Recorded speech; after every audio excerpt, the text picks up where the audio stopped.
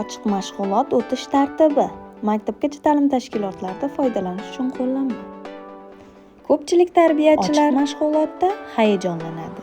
Bugun men sizlarga ochiq mashg'ulotni shunchaki o'tkazish emas, balki barchani hayratda qoldiradigan darajada o'tkazish sirlarini aytaman. Maqsad aniqligi. Eng avvalo mashg'ulotning maqsadi aniq bo'lsin. Hamma narsani ko'rsataman deb bolani charchatma. Bitta asosiy maqsadning o'zi kifoya. Aniq maqsad mashg'ulotning samarali bo'lishida yordam beradi. Bolaga mos soddalik. Ochiq mashg'ulot kattalar uchun emas, bolalar uchun bo'lsin. Savollar yoshiga mos, topshiriqlar tushunarli bo'lsin. Maslahatim: 3-5 yoshlar atrofida ko'proq harakat, 5-6 yoshlarga mantiqiy savollar bering. Ko'rgazmali va qiziqarli.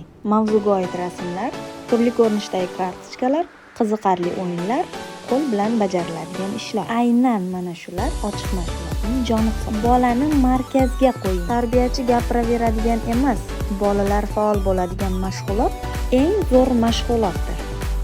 Tinch muhit va tabassum. Hayajon bolalarga o'tadi. Tabassum qiling. Ovozingiz sokin bo'lsin. Xato bo'lsa ham vaqtni boshqaring. Ochiq mashg'ulot qisqa va lo'nda bo'lsin. 20-25 daqiqa yetarli. Yakunda oxirida bolani maqtab, kichkina xulosa qiling. Kuzatuvchilar ham eng avvalo bolaning holatiga qaraydi.